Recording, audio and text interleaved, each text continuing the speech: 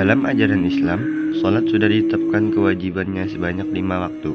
Hal ini didasarkan pada saat Rasulullah SAW melakukan perjalanan Isra Mi'raj, dan saat itu beliau masih tinggal di kota Mekah, tepatnya 1 tahun sebelum Rasul berhijrah ke kota Madinah.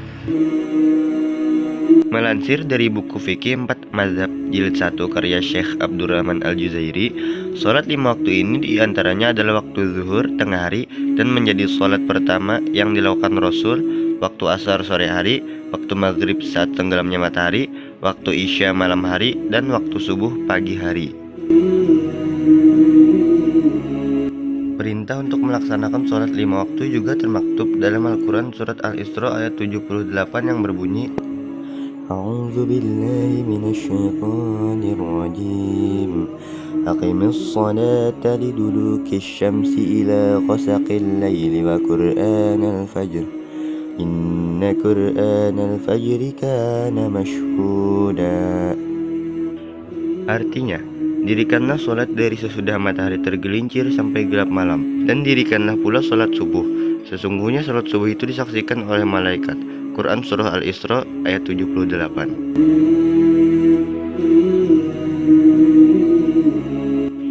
Selain itu, dalam Quran Surah Hud ayat 114 juga menyebutkan hal yang serupa. A'udzu billahi minasyaitonir rajim. Wa aqimis sholata tarafayin nahari wa zulafan minal lail. Innal hasanati yudhibnas sayyiati dzalika dzikra lidzakirin. Artinya, dan dirikanlah sholat itu pada kedua tepi siang, pagi dan petang, dan pada bagian permulaan daripada malam. Sesungguhnya perbuatan-perbuatan yang baik itu menghapuskan dosa perbuatan-perbuatan yang buruk. Itulah peringatan bagi orang-orang yang ingat. Quran Surah Hud ayat 114. Firman Allah Quran Surah An-Nisa 103 juga menyatakan dengan jelas bahwa sholat 5 waktu wajib dikerjakan. A'udzu billahi minasyaitonir rajim. Innas sholata kanat 'alal mu'minina kitaban mawquta. Artinya, sungguh sholat itu adalah kewajiban yang ditentukan waktunya atas orang-orang yang beriman. Quran Surah An-Nisa ayat 103. Berdasarkan dalil-dalil di atas, artinya kewajiban dalam melaksanakan sholat sudah disertai dengan ketetapan waktunya, yaitu 5 waktu. Bahkan, waktu-waktu sholat tersebut sudah dijelaskan melalui Nabi Muhammad SAW yang diutus untuk menyampaikan perintah Allah kepada umat muslim. Keutamaan sholat 5 waktu. Diriwayatkan dalam sebuah hadis, Rasulullah menyebutkan bahwa melaksanakan sholat 5 waktu diibaratkan sebagai pencuci dosa kita.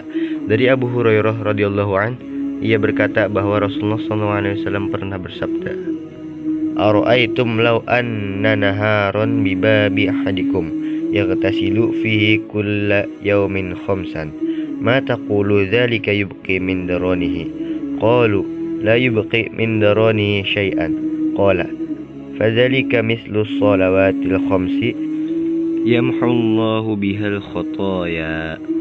Artinya, jika seandainya ada aliran sungai mengetuk pintu kalian untuk mencuci rumah kalian 5 kali dalam sehari, apakah mungkin masih ada kotoran yang tersisa?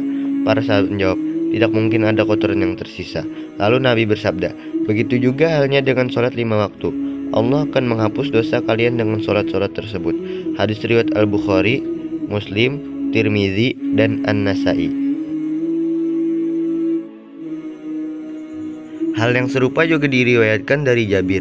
Ia berkata Rasulullah SAW pernah bersabda, Mathalus shalawatil khamsi kamathali naharin jarin ghamri ala babi ahadikum yaghtasilu minhu kulla yawmin khamsa marratin. Artinya, perumpamaan sholat 5 waktu itu seperti aliran sungai yang melimpah airnya dan jernih mengetuk pintu kalian. Lalu air itu membersihkan seluruh isi rumah kalian 5 kali dalam sehari. Hadis riwayat Muslim nomor 668. Kemudian keutamaan yang terakhir bagi yang melaksanakan sholat 5 waktu akan menjadi cahayanya di hari akhir kelak.